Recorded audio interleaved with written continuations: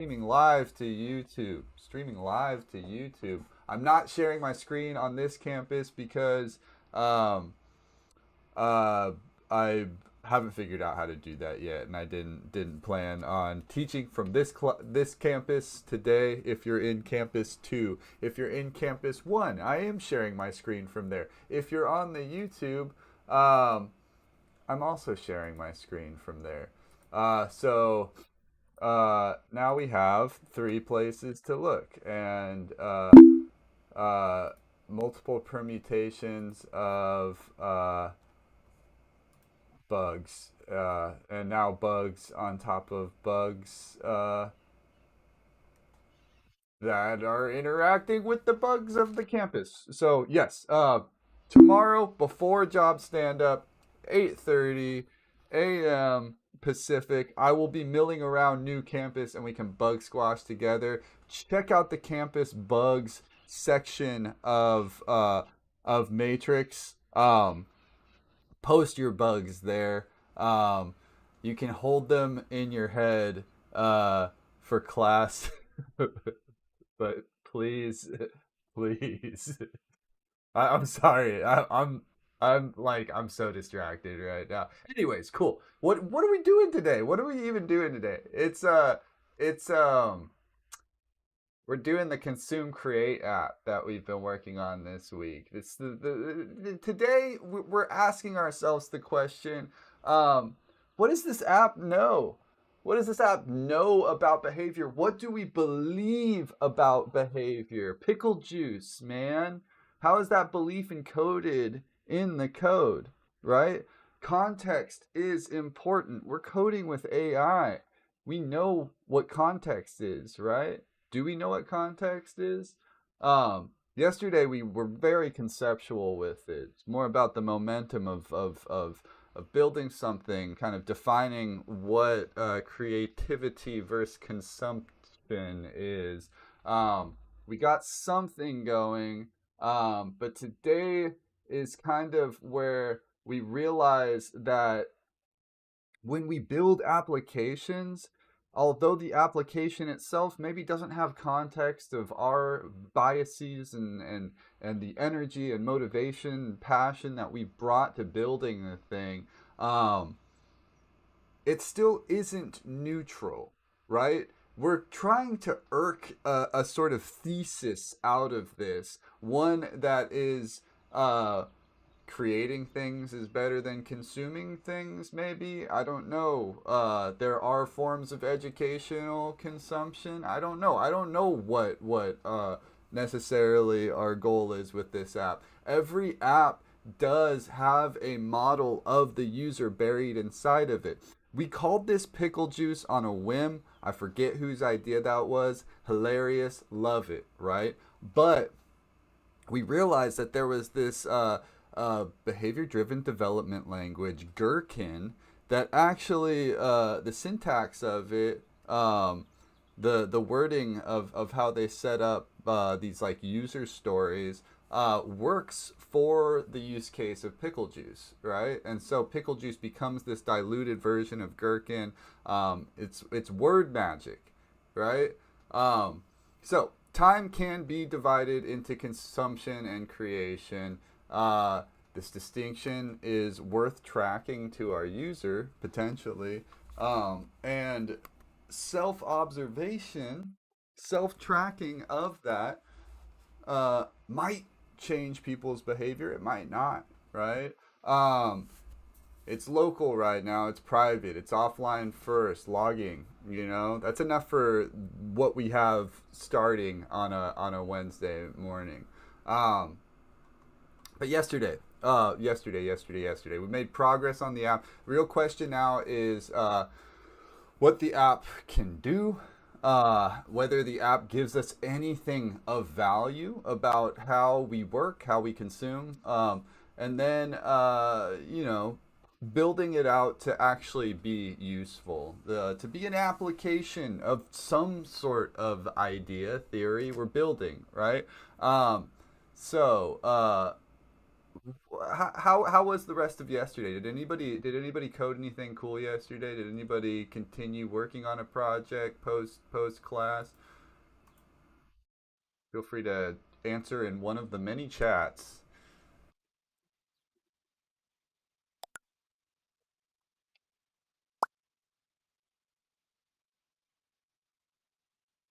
All right.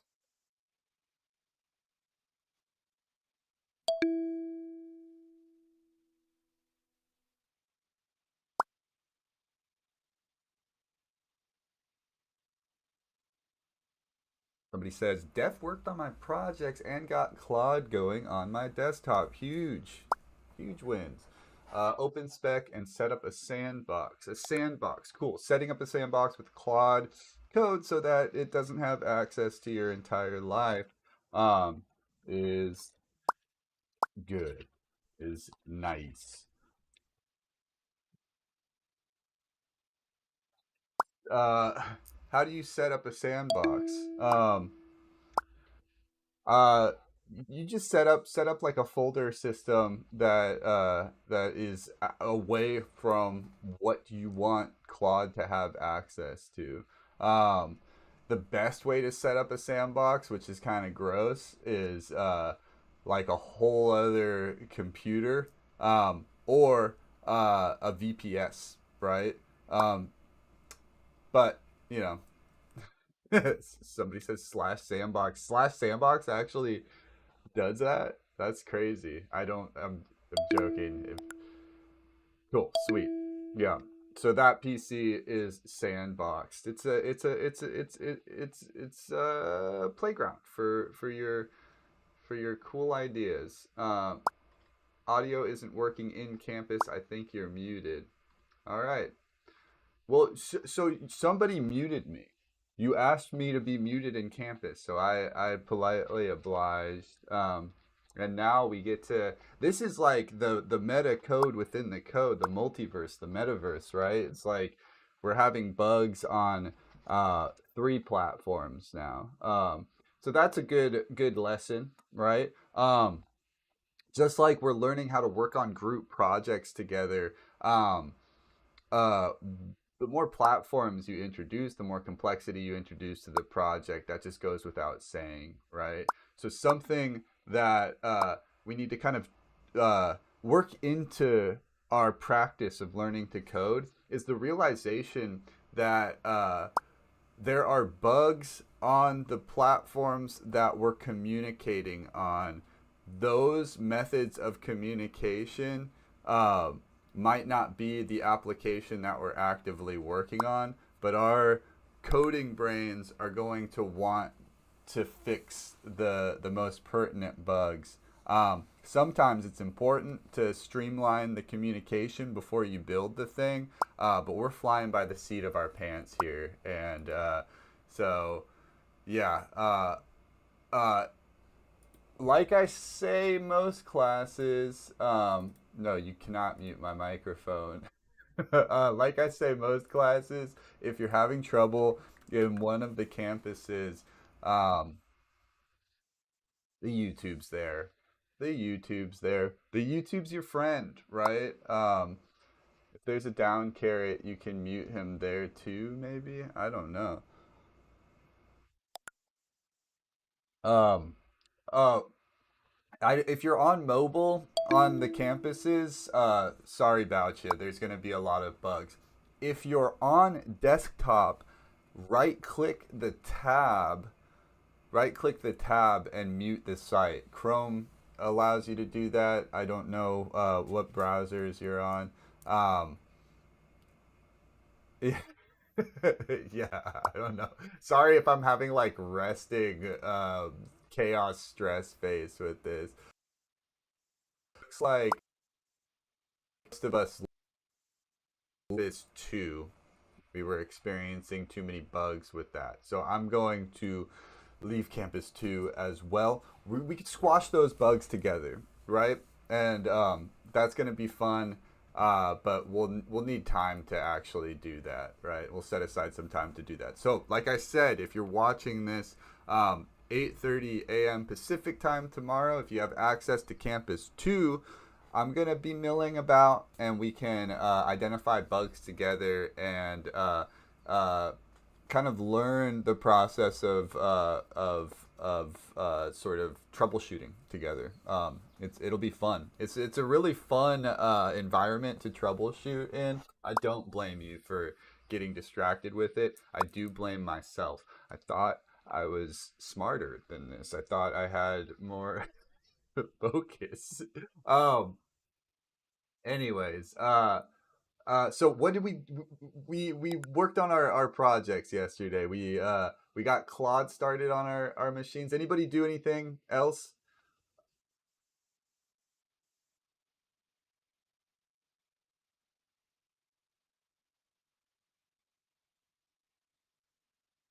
Anybody work on anything else? I wasn't in the Oh, sorry. I wasn't in the class yesterday, but I've been working on a couple things yesterday and today. What things have you been working on? I got this website called Saints and Sinners that you log into, and it's basically a chat bot. You ask it a question, gives you a good and an evil answer. Oh, I love that. Um, a rag to PDF file,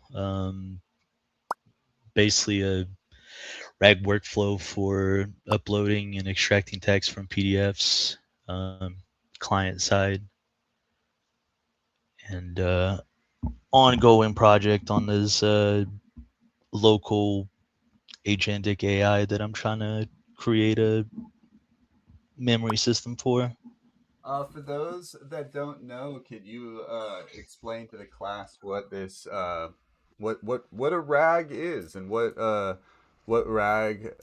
this rag to PDF system is? I think that's interesting. I love I'm hearing about the actually projects you're not. working on.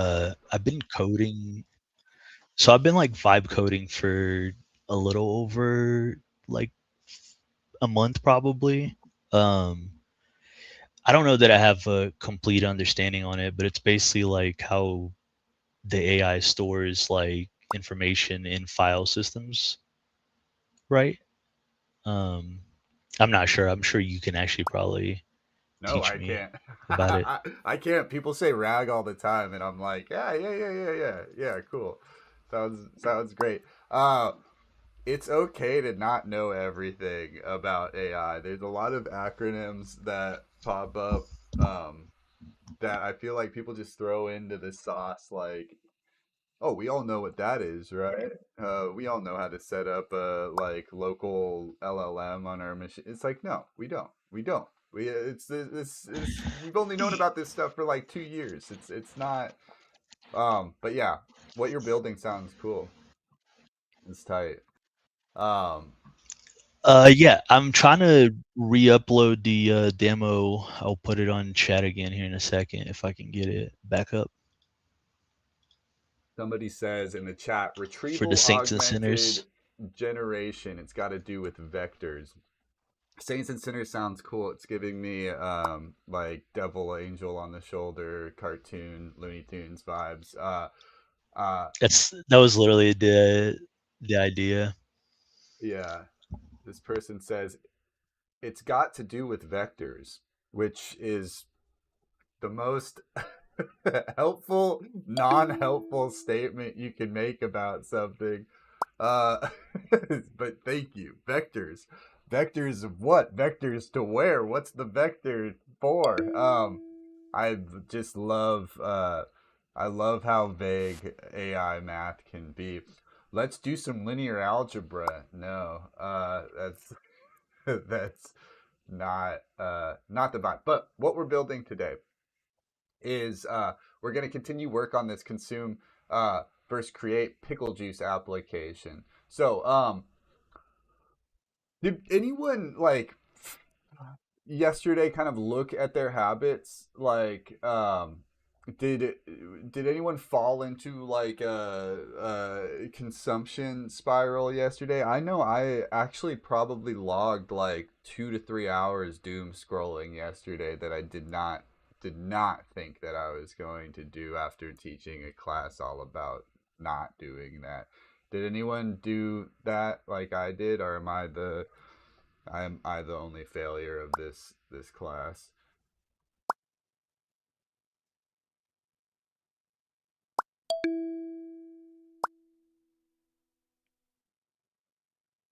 Claude not working for me at the moment is consuming me. I was doom scrolling, and that's how I found this place. Not alone. All right, cool point to make. I'm gonna write that down because I love it. I was doom scrolling, and that's how I found this place. Bum, and we'll make this bigger. Uh, because that's important. I found Liz by doom scrolling too, and oh my god, I was doom scrolling, and that's how I found this place. I found Liz, the developer's videos doom scrolling, right, and that's how I found the multiverse school, um, years ago, and uh, what a great doom scroll that was, you know, so that's the thing is like consumption can be productive. Consumption can be healthy. Consumption can be inspiring. Consumption can lead you down different paths if you take in information that is inspiring, is good for the brain. You know, invokes you into doing something, right? Oh, thank you. Um, um, so, uh, I also yesterday I was thinking about all right, so we know there's healthy forms of consumption, right? We know there's healthy forms of input, healthy ways of doom scrolling, right? What about the unhealthy forms of creativity, right? This is like if we built like the quadrants, what is that like fascist quadrant thing. Um, all right, yeah, this quadrant thing. Authoritarian left, authoritarian right. All right, but we're gonna put different. This would be authoritarian right. This would be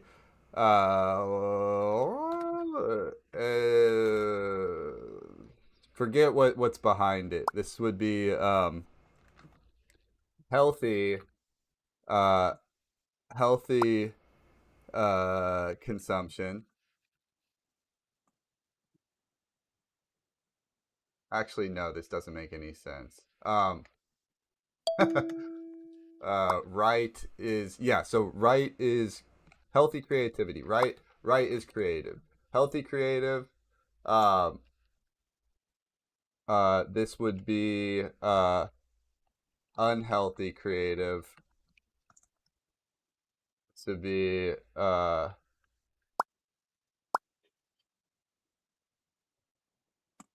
healthy consumption, and this would be unhealthy consumption. Um. So what goes here? What goes here in the in the unhealthy creative zone? Somebody was talking yesterday about like trolling, like making like YouTube comments, uh like when you're interacting with the content and you're generating things into the world and you're like trolling people or maybe like that is a form of being creative, right? You're creating stuff, right? So I would say like trolling definitely could fall into this um unhealthy creative zone. Anyone else have any examples of unhealthy creativity?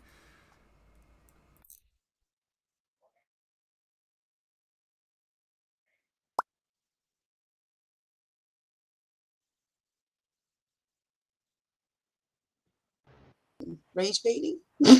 Yeah, rage baiting definitely falls into this trolling um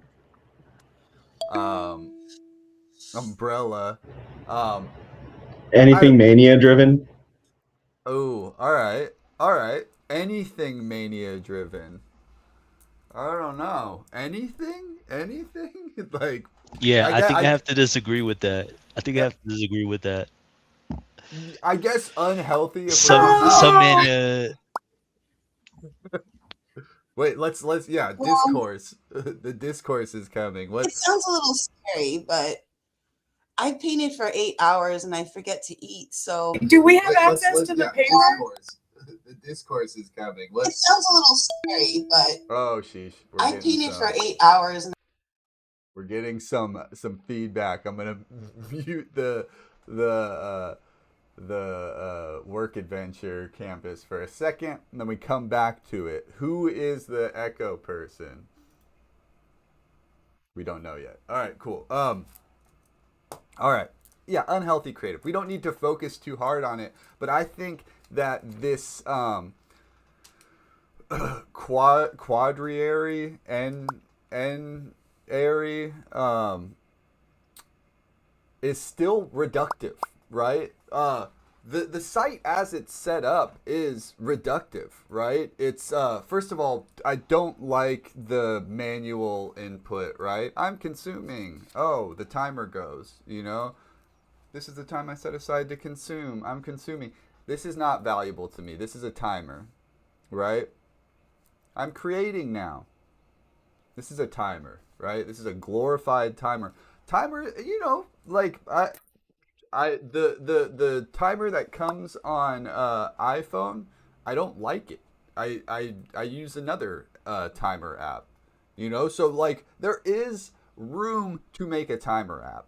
I get that. You know, uh, we got our little dashboard. I would like pie charts, right? There's UI UX stuff that leaves more to the imagination, but also the binary of it all is, you know, this site's got to be non-binary, right? This site's got to be fluid, right? You know, consumption's the popcorn emoji, creates the writing emoji. That's like it's a limited idea of what we're doing here. It also doesn't give any value if it's just a binary timer. I'm consuming, I'm creating. Is this the only thing we're doing with this application, right?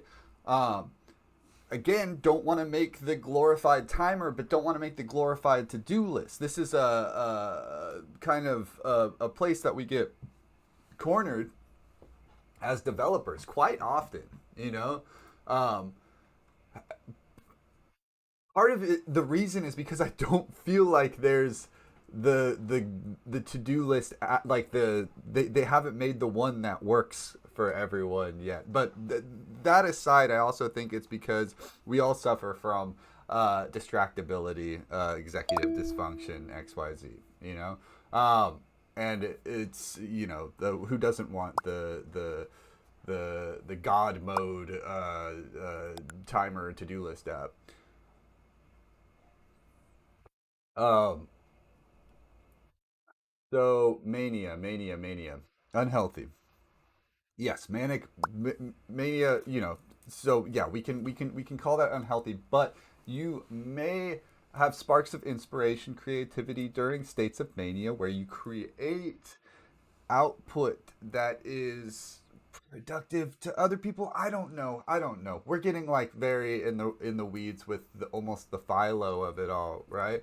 Um, Somebody says, depends. I don't think you have to do everything all the time in your life. Sometimes it's okay to let some stuff suffer when you have inspiration and motivation to work on something. Just need to do stuff like have 4 bottles of water and alarms for getting up and for food. But right now, I've been so obsessed with building that I can't really sleep. Have pulled multiple all-nighters recently.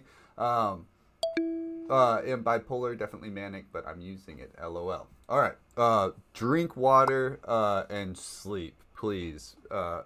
There's like I'm never going to encourage people to pull all nighters to build. That's we need to sleep, and we've all been there before. This project driven mania, I think, is something that hits people like a train when especially when you start vibe coding or the agentic SDLC class. I think it's literally in the guidelines, like an entire section on project driven mania, right? Project diarrhea, whatever, Um, all right, so somebody says, I thought I understood there was a shipping stand up. I don't know how to get into that.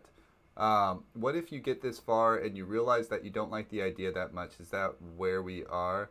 That's why I said mania to talk about this pretty much. All right, so first person, I thought I understood there was a shipping stand up. I don't know how to get into that. That might be this. This is like Learn to Code, but we also ship programs, applications weekly. So you might be in the right spot. What if you get this far and you realize that you don't like the idea that much? Is that where we are? Yes, but um, when we work on these group projects, we work on them for a week. So part of the challenge is actually sticking with some of the core idea, or at least the flow of the project to get the thing out the door, right? Um, if it were up to me, I would bail on all of these projects day two because that's just how my brain works. The amount of started projects that I haven't finished are it's insane. The project graveyard is full of it, right?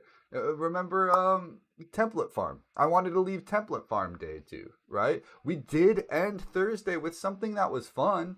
It wasn't necessarily what we wanted, right? But it was fun. Uh, that being said, I think this is a huge part of learning to code is learning your tolerance for project, like the timeline of a project, right? And it's important when we work on our personal projects to find the thing that will enthuse you past day two, past day three. Or if you're somebody that works on more like I guess like rules based, actions based metrics, something that will enthuse you when you're working on the, you know, 12th, 13th, 14th, 15th bug that's just frustrating as all heck and you can't get past it. You know? It's frustration and not knowing the next step. That's what like prevents us from finishing these projects sometimes. So, a lot of people who just put themselves into building applications, right? You begin with assumptions about what the application is. I began with an assumption about what this application was. And that's why these spec files matter because it kind of forces our team to say what the app is, like what the app is supposed to do, and when we all go in our different directions about like, well, I think that's unhealthy consumption, I think that's healthy consumption, right? The interface file kind of matters because it says whatever database or storage we use, these are the operations that the rest of the app can depend on. This is sort of what our team's bias is. This is what the application does, right? You may not realize it, but when you're interacting with your favorite applications on the internet, you're interacting with that dev team's bias of what is organized, of what that sort of workflow should look like, right? So when you have an app with a subjective or vague sort of answer to a problem statement, be prepared for users to challenge that. Be prepared for your dev team to challenge that, your co-founders to challenge that. Because what you're doing essentially is you're uh, putting hard stops on what organization looks like, or what productivity looks like, or what procrastination looks like, or what creativity looks like.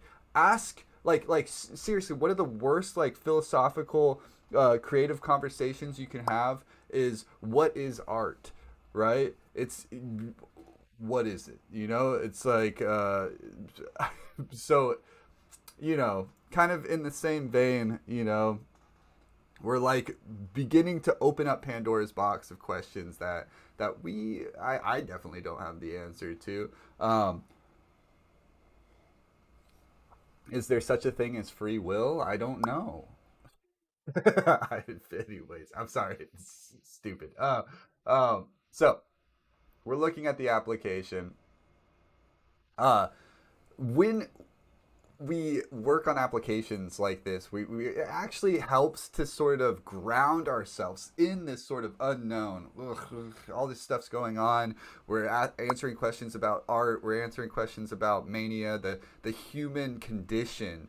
Right? We've flown so far from what we're doing here. But what it sometimes it helps to ground yourself in the actual code, right? So timer, a timer. Oh, what a novel idea. Let's just like look at the simple code. This is a timer. This is what the timer does, how the timer works, taking us out of answering these questions about how to pull ourselves out of existential crises and getting back on the ground with what is this? So timer, it's a TypeScript file, timer.ts, right?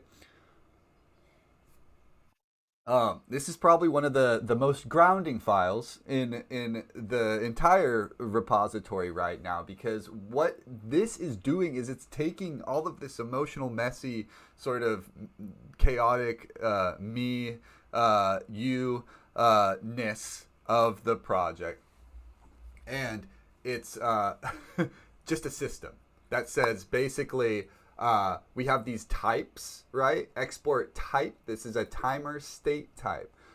It's not magic, right? It's idle or it's running, and then it goes back to idle, right? That's it.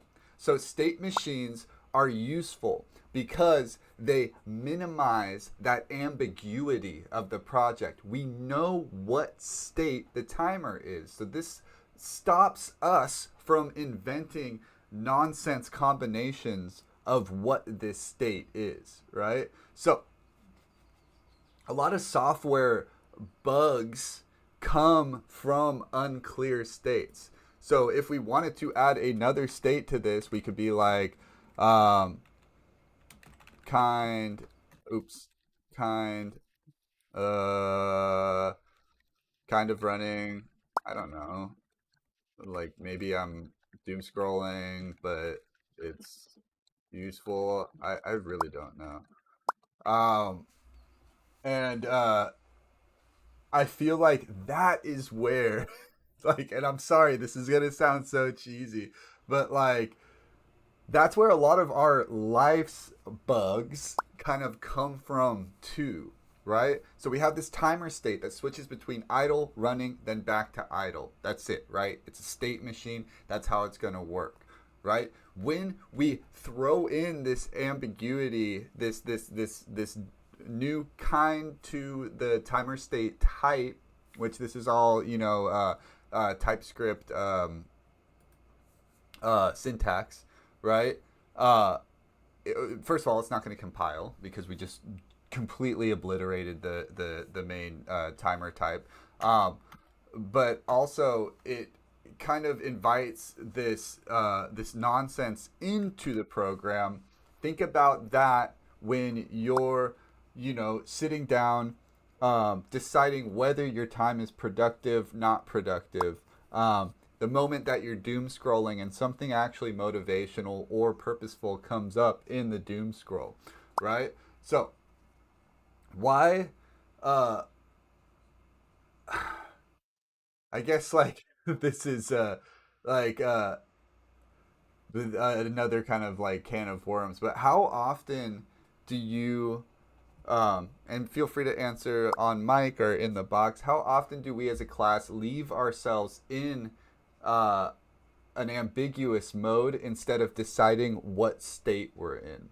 And I feel like that's something that this app can help. How often do you leave yourself in ambiguity instead of deciding what state you're in? Do people feel, or is it just me that has this problem? All right, so we got some people in the chat.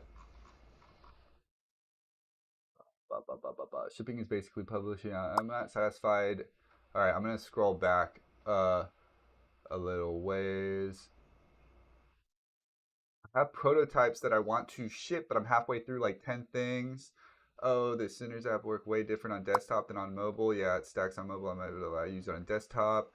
I want to vicariously watch someone else ship something. What counts as shipping? This is a good question. Oh, you'll see that every week here, but I'm not satisfied. Any of my prototypes have their back-end logic at a satisfactory level to be of use to someone. Shipping is basically publishing the thing you are working on for others to use. Oh, good. Thank you. MVP, Beta, Alpha, V1. Existence is some ugly art most days. Thanks, Mr. Nevermore.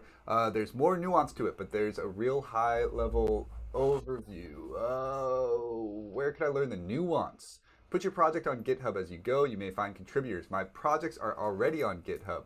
We're being pushed to making ourselves into the right response to adversity based on the environment we all have to experience.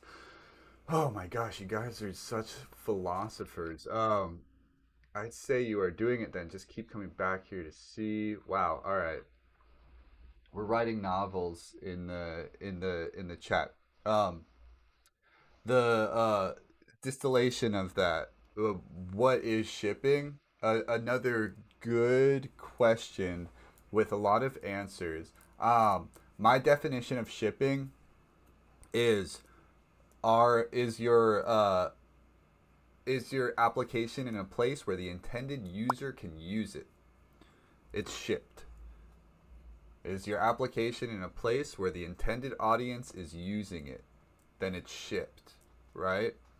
If your plan was to, in this situation, make a productivity pickle juice consumption versus creativity timer application, and you had the code fully written, it worked locally on your machine, you deployed that repository to GitHub, that wouldn't be shipped.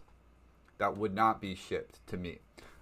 In order for this to be fully shipped, it would have to be deployed to its final web application state, its PWA state, progressive web app that works on mobile and desktop. And your intended audience would have the ability to log on, time themselves, use the app, right? If the goal is to have a repository that you can share with potential employers, clients, to look at a GitHub, or have like a GitHub IO portfolio page, then having the GitHub repo up is considered shipped, right? A lot of us have uh, a lot of unshipped projects. That's a bit of an assumption on my part, but also knowing my own machine, a lot of us have a lot of unshipped projects.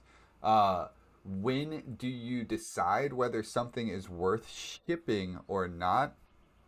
It is entirely. This is something that like I feel like we have this mindset of like we're a lot of us are vibe coding. A lot of us are using AI. A lot of us were probably like quick on the sort of like self help coding tutorials in like 2015, 2016, 2017, 2018, 2019, 2020, 2021. AI starts coming out. We're using Chat GPT. Maybe we're interacting with some of these like AI scheduling apps that were really just like predatory money, money grabs, cash grabs. But a lot of us have this. We want to be told what to do, like, and no one's gonna tell you when to ship your app, unless you have some sort of mentor that's just like really on it and understands what you're trying to do. Probably no one's going to tell you when to ship your app.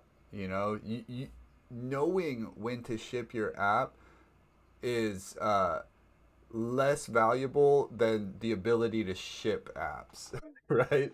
Just like practice shipping things before they're ready. And I know that sounds brutal, And I don't want to be like cringe, like move fast, break things. That's not the vibe I'm going for. It's just practice shipping things before they're ready. Um, you know, artists know this. They'll perform songs that maybe haven't been fully recorded or fully finished yet. Stand-up comedians will practice jokes in front of audiences, right? It's like you kind of need to get the thing out the door to know whether or not you should get the thing out the door in the first place. If it's something that uses like relies on people's private data, or maybe you're being paid a lot of money for, these are things that maybe like take that out of the world of like ship early, ship often. But if it's just like a pet project or a passion project of yours, um, you're not gonna know. You're not gonna get it out the door. You know, I would. The one caveat to ship early, ship often is don't share your stuff with your asshole friends too early all the time, right?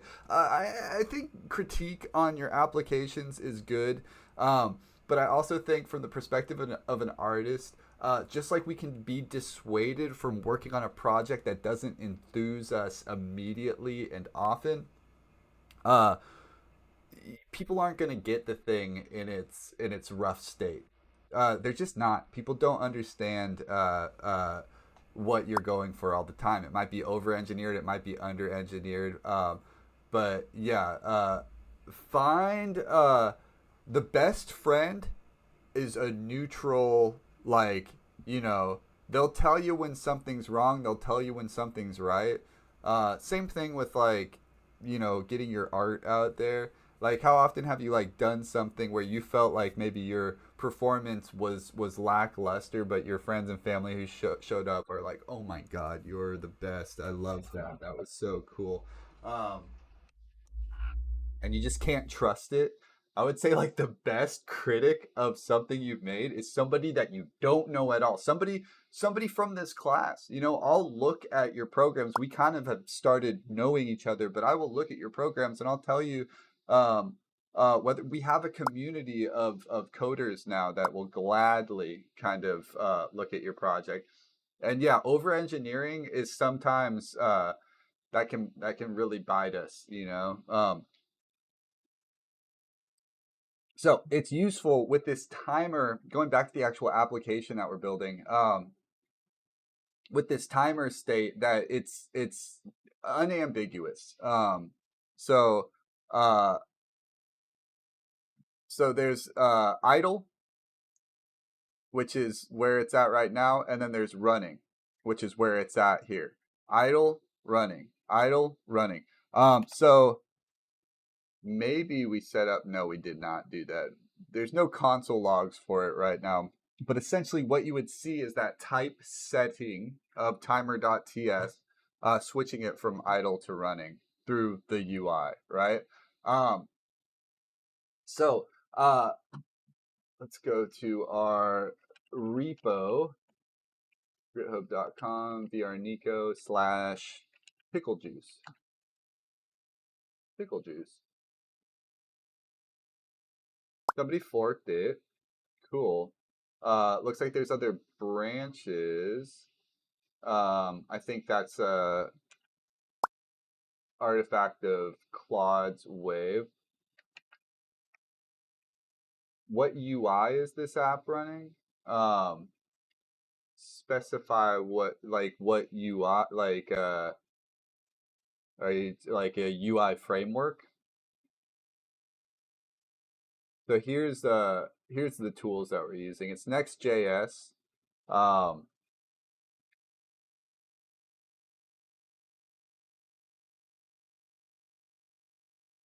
And since we're running in dev mode, you can see the little Next.js.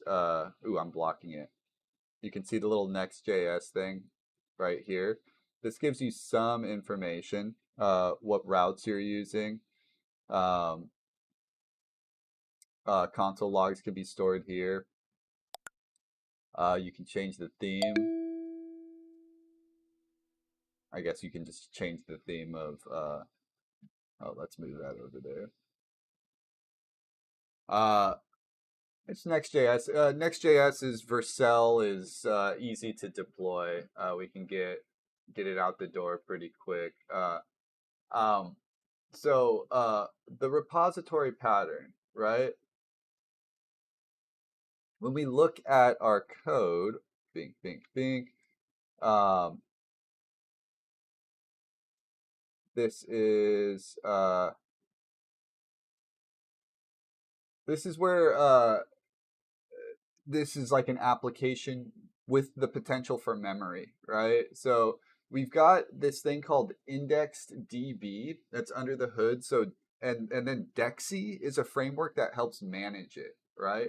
Uh, these were choices made by Claude that I did a little bit of research on, and then was like, okay, this should work. It's going to do some local storage stuff. The repository layer, not just the GitHub repo, but the repository layer of our application, um, turns that raw storage into application language that we then use for the actual program. So instead of every component doing this weird sort of database stuff, the app tells it like create a session, update a session, delete a session, get a range of session, calculate aggregates, and this is so much cleaner than going with building all of that storage into the app itself, right? Uh, so you know, I guess we have to think about this in terms of going back to MVC architecture, right? And I'll pull this up. Um,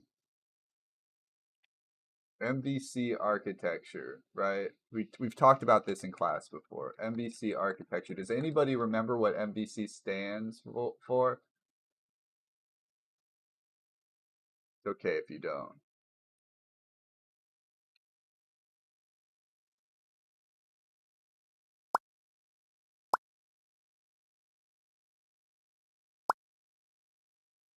Model View Controller.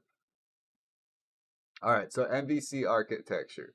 So we don't want the button, like we don't need the button component to know what the what's in the repository. You know, we don't need the view doesn't the button doesn't shouldn't have access to the local storage, right?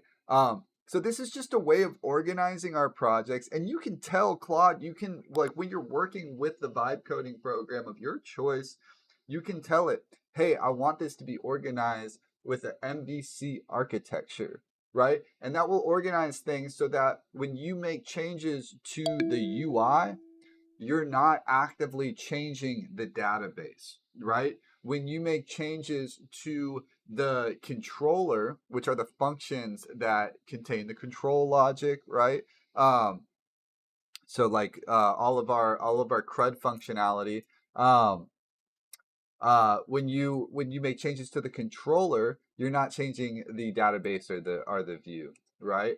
Um, and you'll know where to look for these files because as you continue working on a program, especially when you're using Claude, um, you know, you start that token spend gets really high, the context window gets larger and larger and larger, but also when you're not vibe coding, when you're just coding on your own, uh, you have a context window too, you know, and the bigger your project gets, the more you're going to be looking around for stuff.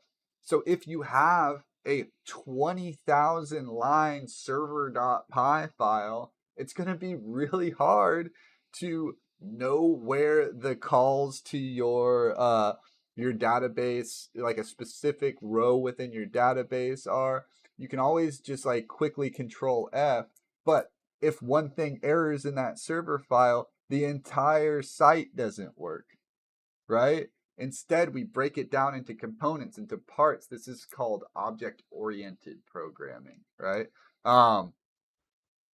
So when we got timer .ts that just handles the timerliness of this, right? Um, Something else to look at uh, is, where was that? libdb. This is our database.ts, right? So we have our schema definition in here. It's using Dexy, right? So it imports Dexy, that's directive at the top, and then that sets up the database. The fields are indexed, or certain fields are indexed because we want to be able to look through the different timers and whatnot. And then we have sessions.ts, right? So this is like our controller. db.ts has some controller, mostly model stuff. Sessions.ts is controller methods, right? CRUD methods. CRUD, create, read, update, destroy, or delete. Range queries, aggregation helpers, any sort of error handling or guardrails that we want to put in the app, right? So if a component has to know all of the minutia of the database, the boundaries of your application are probably incorrect. Even if you got Claude to help you with it, a component shouldn't have to know what's going on in the database, right? It's just, MVC architecture helps to keep you organized, help to keep the program more organized, so that when you go to ship the thing, when you go to deploy the thing, that is much easier, right? Somebody says in the chat, I guess Dexy is an object relational mapper. I looked into it, and it's yeah, I didn't really. So it's a wrapper for IndexedDB. Um, I don't really know. I don't really know what that means. But yes, ORMs. With my local AI stack, I'm trying to build it so I have components that can be packaged and shipped separately, and people will be able to use whatever parts they want. What are people recommending to have in their AI stack? I'm curious. It really depends on what you're doing. When local AI stack, what are people recommending to have in their AI stack? Depends on your machine, depends on what you are trying to do with your local. Yeah. Well, there's models, and then there's like the architecture. Anyways, again, I think that for the sort of the neo the neophiles, the people that just want to play with the tech, test around with it, play around with it, right? But if you want a more focused if you want a more focused kind of like development experience, you have to think about what you're trying to do with the application, what you're trying to do with your local AI stack. A lot of people get caught in this sort of like vague, I want to build my second brain sort of, let's like focus on memory persistence. I have all these notes, I have all this like this stuff on my computer that I just want the AI to look through. Um, yeah, again, workflow and hardware will determine what you need to have. So, and all right, so again, something that we need to work into ourselves when we're working on these projects. We get stuck in this place of being like, oh, I'm new. I don't really know what's going on. I'll just take whatever, right? But we're showing up to this it's like a palatial cyber mecca where we're showing up and we'll just be like, whatever is cool. And I feel like there's so much to do that realistically, like what I would be focusing on if I was just getting in to this world of tech, learning to code, learning to ship my own projects, learning to build my own projects, vibe code my own projects. Um, I'd focus on what I want to build. What do you like? What would you build if money, time, resources weren't an issue? Build that. Focus on building that. You know, um, this isn't like me trying to be too cynical or nihilistic or anything, but uh when we just let whatever it is like wash over us and happen to us, it usually isn't what we want, right? When you let the universe decide for you what to do, it's usually not what you want to do, right? We have this like Jesus take the wheel sort of vibe when we're like in a new thought space, right? Uh and so yeah, think about what you want to build. And I love the prompt of like you have access to infinite time, money, resources, You're a billionaire. Like what would you do in your free time? Cuz heads up, like what the world is doing right now with this like Epstein investor class is uh we're all like subjugated to the dreams of what these people are doing with infinite resources, right? And they have really uncreative, stupid, evil ideas, right? It's like they're not even doing, oh, I want to go to Mars. Yeah, cool. That's like what I wanted to do when I was 7 years old. Like, seriously? No, no, no, no. We're gonna mine meteors. It's like, yeah, dude, I don't know. Freaking like play Minecraft or something. Like do better. Better imagination, you know? Like or go back to the ideas, the dreams that you had that didn't work out. We still don't have a light speed rail from LA to the Bay. Still we don't have it. What the heck, right? This person says, I'm building tech products in the realm of sustainability for business, human rights and business, and international development, humanitarian assistance. These will link into a one ecosystem platform. Focus is on global suppliers and NGOs. We love selling gas here too much to have a good rail system. Woo! Love engenders creativity. Yes. All right. Uh, I love the vibe that we're on today. It's weird. It's tangential. This is learn to code. Anyways, uh, so some more code to look at, and I'm sorry, I know the code can sometimes be a little bit boring. So, a tracker, right? It's just a pile of events until you decide what counts that pattern, right? Uh, like so a tracker is just a pile of events, right? We can build trackers until the cows come home, right?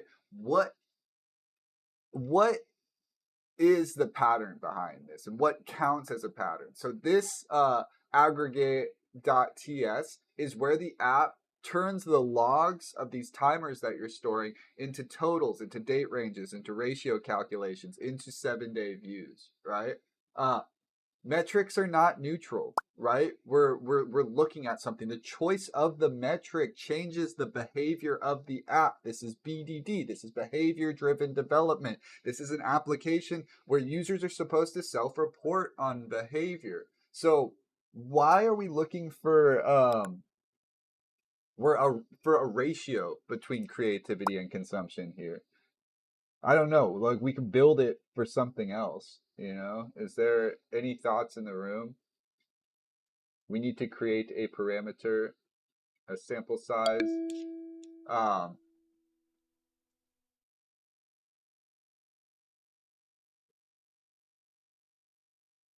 so why are we looking at the ratio of creativity to consumption here.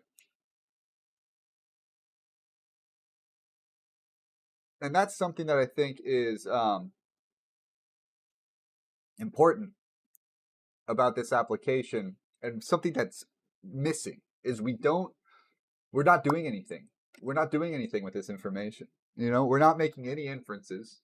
It is a maybe it's not a timer. Maybe it's not a timer. Love that thought. What would it be if it wasn't a timer? It's a conversation. All right, a conversation about what? An evaluation of what? What are we evaluating against? So somebody says we need parameters. We need like control. You know, we need something to base off of what we are evaluating. A statistic, right? So this is sometimes where I pull up in perplexity, right? Perplexity, or an application of research of your choice, but because we're in this AI world, we want to do it quick. Provide for me journalistic articles and statistics on input and output as a productive, as a way to score your own self-development. Are people who take in more educational, creative content more effective at putting out productivity? Are people who produce more content taking in less input? What are the statistics surrounding this? I know this sounds kind of dumb, but I am kind of dumb, so get used to it. uh, you can take in all the information you like, but you have to make something of the information and make an action of it. Yes, totally.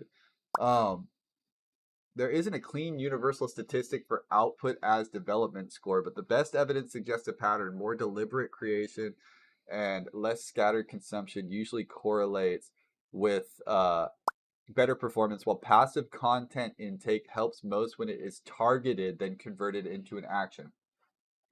Targeted consumption helps most and converts into action. So, all right, action conversion.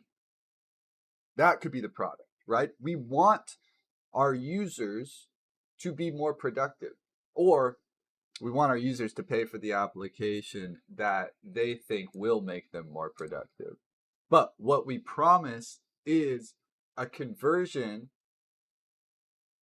to action, right? And that's why sometimes these self-help applications actually don't offer much value, but become this sort of like placebo, right? Do you think the person who is tracking their input and output um, has more sustained moments of deep focus? Maybe. What about being healthier as the product instead of the capitalist model of productivity? Ooh, like that. There's a lot of being pumped out into the world that doesn't present much value. Um, being healthier as the product instead of the capitalist model of productivity. Um, based off the parameters that we're taking in, uh, what sort of health? Mental health, emotional health. Um, maybe using the app itself could be passive consumption if the info isn't acted upon. Holistic health. All right.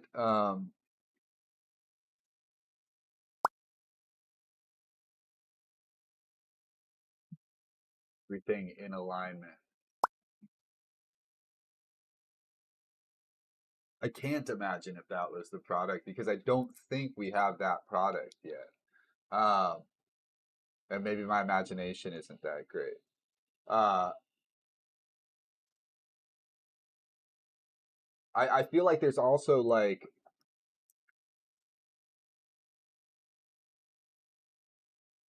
I don't know. There's a lot going on now that leaves to the desires of what is this application even, right? So we have aggregate.ts. Um, we have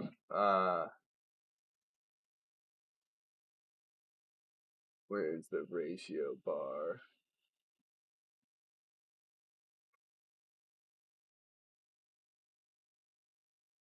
Components. We have ratio bar. You know, this is a basic component. The thing about metrics is when we put them in an application like this, they're not describing behavior. They're training behavior. That's you know, a little bit of behaviorist theory that I wouldn't really want to work too much into the application, right? So, you know, the code of it is React is hooking in, bridging the logic and the interface.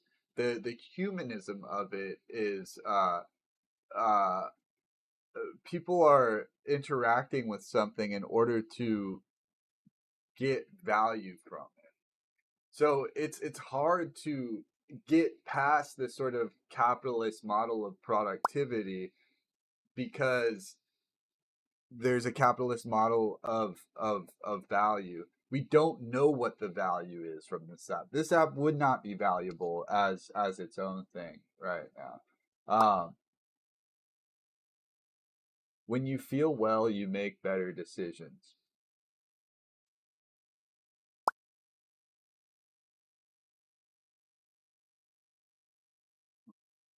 So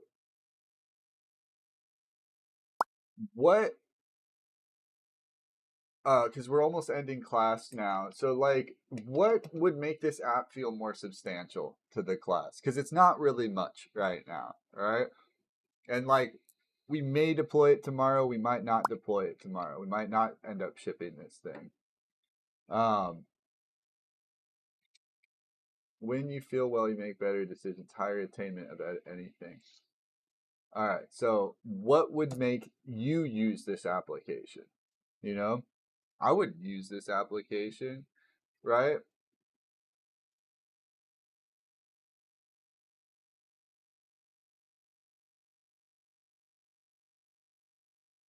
I think it oversimplifies human behavior, right? I think that there should be other categories. I think that context matters. Is all consumption bad? Is all creation good? But beyond that, you know, like uh, maybe when you clock in to create, it pulls up a to-do list of things that you want to create. Maybe when you clock in to consume, uh it pulls in all those like saved YouTubes or articles that you wanted to read. So you have a list of things to consume that are going to be better than just doom scrolling, right? Uh maybe the consume timer also like makes it harder for you to use the doom scrolly apps on your phone. Maybe the create timer makes it harder for you to use any application but the creative applications that you're setting out to use. Um, right? I got an idea for you. Cool. What's the idea? Uh, kind of kind of treat it like a game, and you have to like create. And maybe there's like a task outside of create, but anyway, you have to do things to earn points so that you can unlock the consume side. I like that. Um, I like that. So your creative time unlocks the consumer time. I like that. Yeah, so you could lock your apps or just whatever, or it could just be on a trust system. But I know a I lot of think the idea, people have like, you know, maybe podcasts that they look forward to listening to that come out bi-weekly or whatever, or like video, like people that make videos on YouTube every month. And so storing those pieces of content, the ones that maybe aren't so timely, um, into like you have to unlock them through your creative time. Um, Having some sort of proof of work, I feel like is good too for creativity, where it's like, you know, um, I've wanted to build this into applications before, but if Pickle Juice is just this local application, people aren't going to really use it because the gamification of it, um, people want to show off when they create stuff, you know? Um, Not in this like sort of like clout based situation, but it's like nothing's holding people accountable to even starting the timer, right? So an interactive Pomodoro, that's a good idea. If we're not familiar with Pomodoro techniques, 25 minutes of focus, 5 minute break. You do that 3 times, and then on the fourth one, it's a 15-minute break. So yeah, let's add all these ideas. It's pretty boring, and I don't think it gives the users enough to do. Can we work on adding more gamification to it? I also want the user to be able to store, uh, basically, they would share uh, links to YouTube videos or to articles so that when they go to the consume timer, they'd have a list of things that they could watch that are going to be healthier for them than just doom scrolling. I'd also want like the create timer to offer kind of a to-do list. And um, when I talk about gamifying this, I think what we want from it is like the more time you spend uh creating and logging that creative work maybe unlocks uh your time to consume. Uh does this make sense? And then we would love for there to be an interactive Pomodoro timer uh for healthy consumption and healthy creativity. So healthy consumption is like research, right? Um, and that's what I think that right now it's just too binary. We're splitting things up like consume is bad, um, creating is good. And there are forms of healthy consumption, and there are also forms of unhealthy creativity. Although I don't think anyone's going to log time spent unhealthily creating stuff. So that might be a bit of a red herring. Anyways, let's do it. Let's build it out. Uh, Ask me any questions in UI form. So great ideas. Love your ideas today. I love your ideas any day. Does Claude ever just not use MVC? Is that something we need to keep an eye on? Yes. And sorry, that was a question asked in the YouTube like 20 minutes ago. But so yeah, sometimes Claude just like makes the monolith file.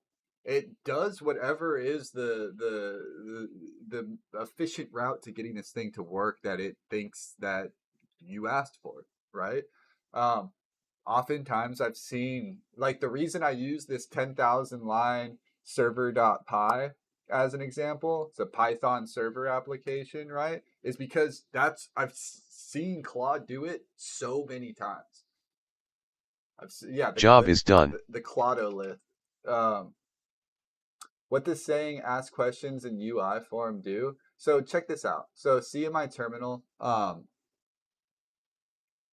it's like this now. Sometimes Claude will just ask you like questions in the text, and for me it's hard to stream with like the super small terminal text. I usually keep my terminal way smaller, and so when I say ask in UI form, it sets up the little UI for me. Sometimes it doesn't know what that means, sometimes it does. So how should the gamification economy work? um So first option is a time bank, 1 minute create equals 2 minute consume credit. Every completed creating minute earns n consume minutes. So we have like a ratio. The bank rolls over day to day. Consume sessions debit the bank. When the bank hits 0, the consume button grays out or shows a create more nudge. Simple, satisfying, easy to explain. Daily ratio gate. Each day you get a base 30-minute consumption allowance. Beyond that, you must keep your create consume ratio above a threshold. No carryover. Yesterday's grind doesn't help today. Uh,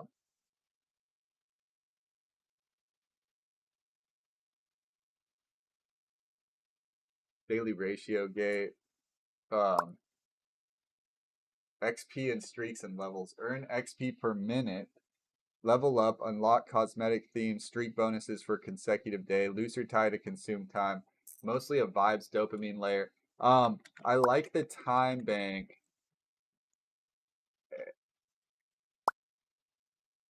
I also like the idea of XP and streaks, but I don't think that your experience or your streaks should ever give you more time to consume. I think that experience and streaks and levels should only give you cosmetic buffs. Like never something that would give you more time to consume.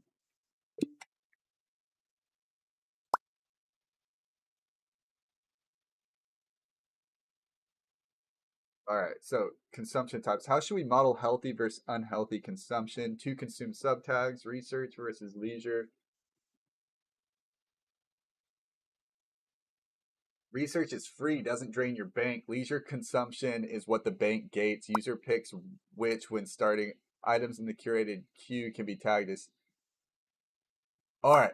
Queue items. Healthy, anything, leisure. If you start consuming. All right, I got an idea. All right, so research versus leisure, right? Research is great, right? Um, but I feel like I also find myself in this like loop of only taking in uh research content or educational content because I feel like that's healthy consumption and that's cool, but then I don't do anything with it. So I feel like uh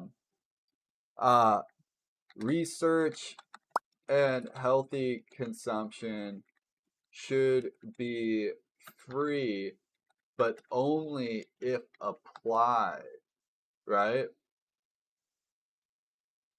Yes, it would be better if the app could automatically track it without pressing a button, but then we get into like how much can this app see? Is this app spying on you? Your phone already tracks usage. Is there a way to aggregate the usage of your tech? There could be, right? Um, Hey, I don't know if you saw my chat. One way to sort of gamify it would be community aspect. Like you could have people grading work and certain things like that. Yeah, I think the proof of work would be cool. Um, so like the community, like you made the Instagram post that was your art, and then you get the community to like it. Um, and so that proves that your creative time was creative. How should to-dos and saved links integrate with the timer optional? Select before you start, freestyle, two separate flows. Blah blah blah. Cues are timers.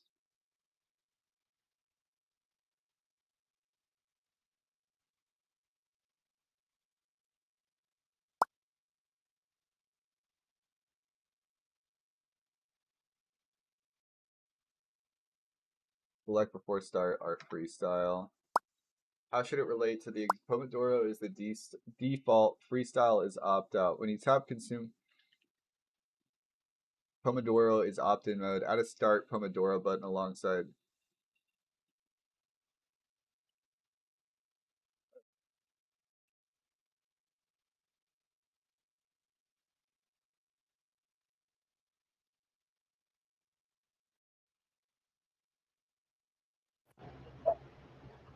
I think if we're trying to do this in a way that is not going to be spying on you a whole lot, that we need to use information that is readily available to us through the operating system in a way that isn't suspicious, right? you can readily get a list of installed applications or programs, and then you can also kind of pay attention to maybe what is I have a active question at for that you. time. And then it's pretty easy to determine if, let's say you're using Instagram, right? That's a consume app, right? Where it gets a little fuzzy is if you're on your web browser, that could be either. Yeah, I think it needs to, like, we're limited by self-reporting. If people want it to just like track them open-endedly, people want to be spied on. People want to be able to like give all their information to something. I know it sounds like completely like antithetical to what you may want, but like in having the all-knowing like app, uh you're setting it up to have knowledge of all your installed programs and what you're working on at any given moment. Um, that's a lot, That's like yeah, you could keep that data safe on the application or store it locally or have some way to make it not like kind of like grimy. Um, but it's only so long before the application that you're giving out as like open source, free to users or whatever becomes like your way to sell data, you know? Um, uh, it's just something to be aware of. There are ways to get what applications people are using. Um, like, I, I, I would want to look at like the lowest tread ways to do that. I also think that beyond just like a set it and forget it um model for the application, um like just watch what I'm doing and I'm going to go off and do it, um that it's important for the user to have intentionality with it. Like even if they only use this app for a week, they would get a report that shows them the time that they spend consuming versus the time that they spend creating, and they spent a week kind of auditing themselves, and that process of like self-reporting and auditing kind of outweighs the fear of people um self-reporting incorrectly. I do see what people are saying though. We want the app that just automatically does it. um but I don't know. What does applied mean for free research? It must be linked to an active create to do. Um, I don't know. What are your thoughts towards actually gathering specific information on the user with the application that they're using and deciding whether that's a consumption or creation time? Is there a way to do this without being too intrusive, or should we stick to the current model of it being sort of a self-reporting tool? And Claude's not going to do a great job at answering that because that's too open-ended of a question. And no offense to the AIs, but part of me thinks that they love building out surveillance tech. So, oh, you should definitely watch what the user's doing. You should definitely pay attention to what the user's doing. We love that stuff. you know? Self-reporting is friction, but this app is also friction. When we made the executive dysfunction helper, we wanted to avoid that friction, but this app I think needs to be intentional. uh for people who need help with this sort of thing, for sure, they're going to see that as friction. But I think we also need to get off of the carousel of babying our users because they're going to go to the more convenient application instead, right? The casinofied, gamified Instagram is I have a always going question to for you. win out versus whatever you're trying to build, right? Um, the reality of the situation is what people will see from your application uh is not that you made a frictionless application out the gate. but that there's outcomes from your application.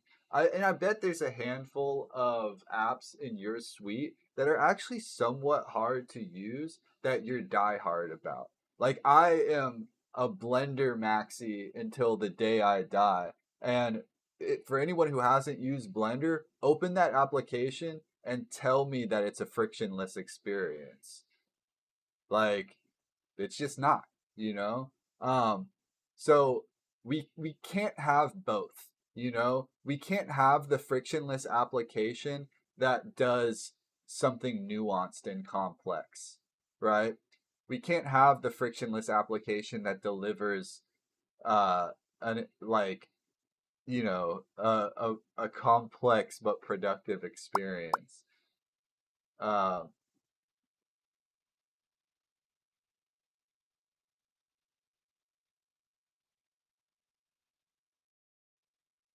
the B2 handle automatic detection. Um I mean, sometimes you can have both those things. That's what intuitive applications are. But, that's not the heuristic that I'm trying to push us towards. More so that I think like if we build like we're trying to build the next Instagram and TikTok, which you're never going to be able to do, you're going to make Fisher Price applications for the lowest common denominator of humanity, and you're actively going to be adding to the trash heap that is the current state of dystopia. Like we need to get off of this carousel, you know?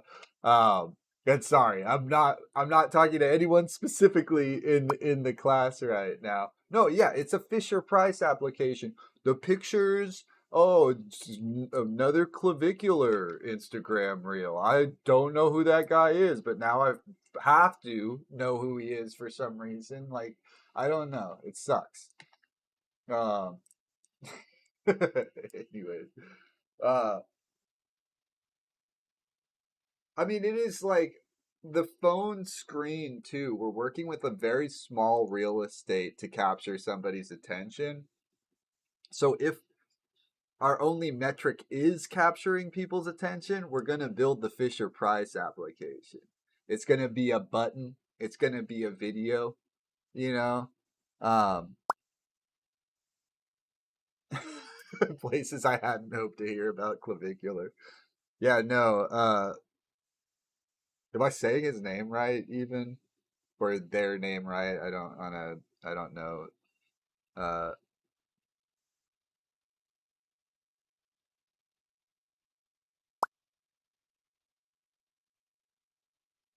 clavicular. And if you're watching this clavicular, stop. Stop.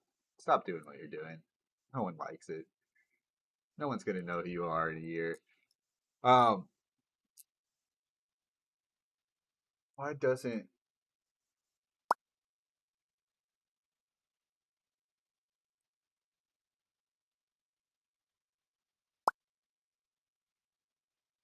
Oh no, that's actually intense. Okay.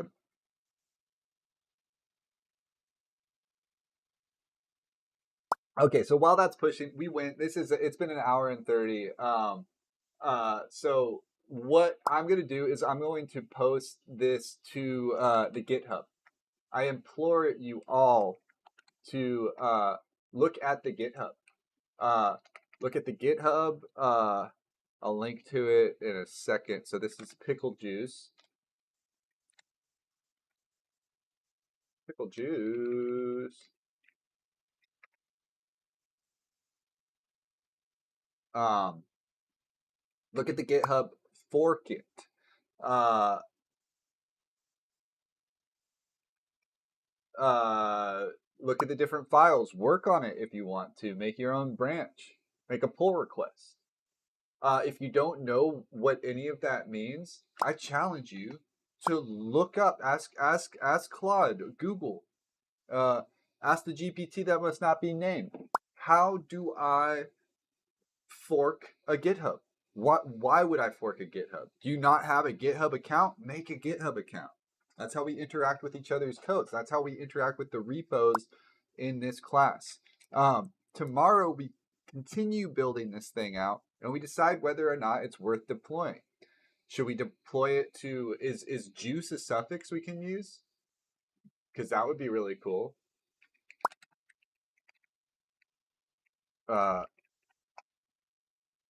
No, juice is not a suffix we can use. We'll figure something out.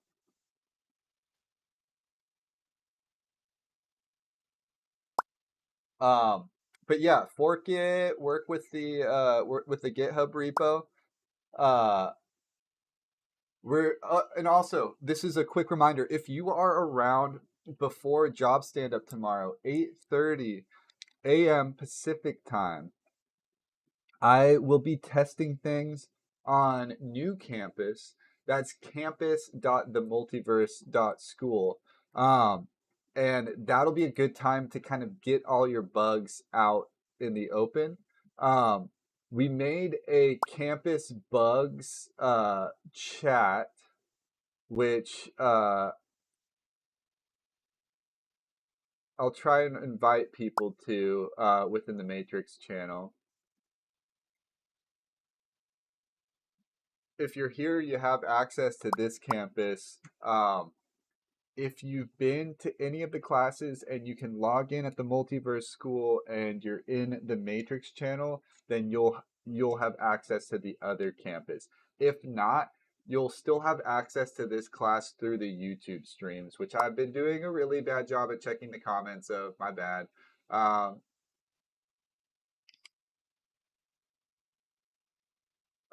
There should be a guide on how to get set up with the Matrix chat.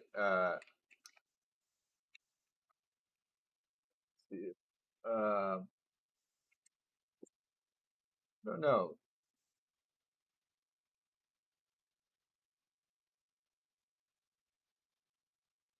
Honestly, Matrix is a confusing program. I do not know, but yes, there is a campus bugs room in the Matrix chat on Element. Some people use another application called like Juicy Fruit or something. I don't know what it's called. Anyways, y'all have been great. I have been Neek, and if you uh, if you're feeling still computery, just code something today, will you? I'll see you tomorrow at 8:30.